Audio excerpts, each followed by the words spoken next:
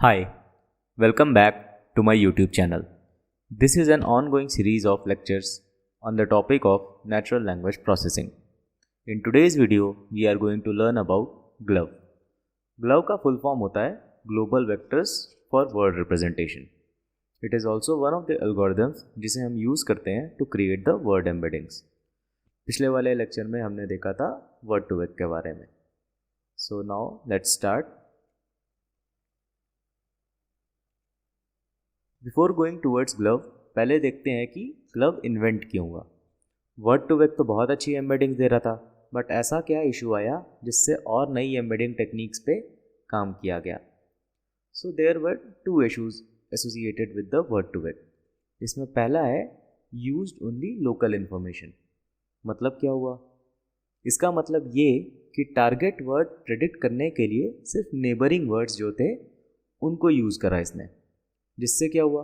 Global statistics ignore कर दी और फिर एम्बेडिंग्स में बायस आया. And this problem brings us to our second disadvantage, that is it included bias towards the gender. एक experiment करके देखा गया और वर्ड टू वेक की एम्बेडिंग से most extreme male and female occupation map करने की कोशिश की गई, तो हमें काफ़ी बायस्ड रिजल्ट मिले.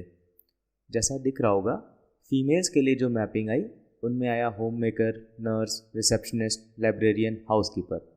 और मेल्स के लिए जो मैपिंग आई उसमें आया architect, captain, warrior, skipper, fighter pilot.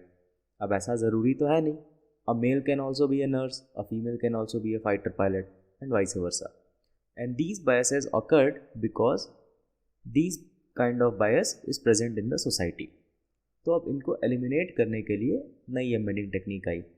And GloVe was doing much better task than word to vec. पूरी तरह से तो नहीं एलिमिनेट हुआ, बट उसने काफ़ी इम्प्रूव रिजल्ट दिए. So let's see what is the idea behind GloVe. The main idea is to create a co-occurrence matrix and then store the information of this matrix into lower dimensional matrices. This is done such that the dot product is almost equal to the value of element in the co-occurrence matrix. अब co-occurrence matrix में value क्या है? Each value is a conditional probability of occurrence of words with other words. अगर window size 1 मानते हैं तो single word neighbour, else 2 होगा तो नेक्स्ट टू नेक्स्ट, और इसी तरह से आगे बढ़ते जाएंगे. जैसे इस स्टेटमेंट में ले लिया जाए the quick brown fox jumps over the lazy dog. तो इसमें क्या हुआ? द के नेबर में क्विक है एंड द के नेबर में ओवर और लेजी भी आ रहा है. बस काउंट करते हैं, नॉर्मलाइज कर देते हैं तो प्रोबेबिलिटी आ जाती है. और जब सारे वर्ड्स के लिए निकालते हैं तो ये हमारी को-ऑकरेंस मैट्रिक्स बन जाती है. और डायमेंशन क्या होएगा इस मैट्रिक्स का? v cross v. Then we define two weight matrices with lower dimensions such as d. यहाँ पे d is less than v, और इनके हर रो एंड कॉलम का प्रोडक्ट लेते हैं और इस प्रोडक्ट वैल्यू को चेंज करते हुए लाते हैं closest to the value in the co-occurrence matrix. This is done by reducing the loss function. और ये जो वेट्स आते हैं हमारे पास, these are the embeddings. Thus the embeddings are generated not by performing a prediction task, rather it is done by minimizing the distance between randomly initialized value and the actual value. Now let us see about the loss function. Loss function वही बात कह रहा है जो हमने just पढ़ी कि difference between the product of the weight and the conditional probability should be minimize. Let us go by the terms one by one each. तो सबसे पहले सेकंड ब्रैकेट में देखेंगे. सबसे पहला वर्ड लिखा है WI और WJ टिल्डा, इन दोनों का मल्टीप्लिकेशन.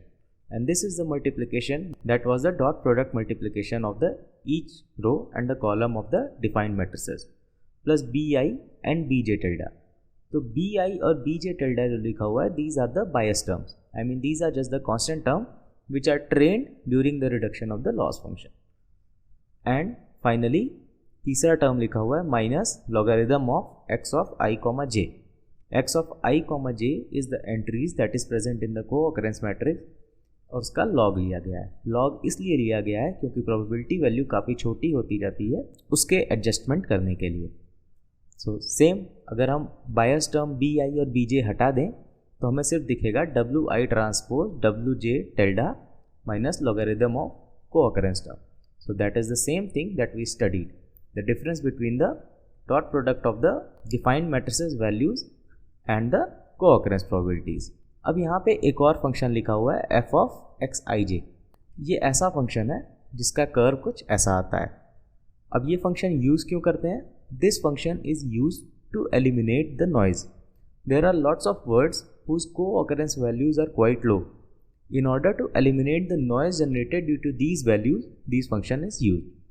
तो ये था हमारा पूरा लॉस फंक्शन और ये था हमारा ग्लव काम कैसे करता है। और अब फ़ायदे क्या क्या हुए देखते हैं। तो फ़ायदे में सबसे पहला आता है better performance on small corpus. दूसरा क्या आता है? स्केलेबल टू ह्यूज कॉर्पस, मतलब छोटे में भी अच्छा काम कर रहा है और छोटे के बाद हम चाहें तो इसको बहुत बड़े में भी कर सकते हैं। Why it is scalable to huge corpus? That brings us to third benefit, that is faster training. Faster training क्यों? मतलब जो सारी हमारी वैल्यूज़ हैं, जो हमारे सारे मल्टीप्लिकेशन है डॉट प्रोडक्ट्स, वो हमारे पैरेलली हो जाते हैं GPUs के आने के कारण, इसलिए हमारी फास्टर ट्रेनिंग होती है। I hope this would have helped you to grasp the concept thoroughly and at the same time it would have been interesting. And if you like the video, please like, share with your friends and subscribe to my channel. Thanks, and we will meet again.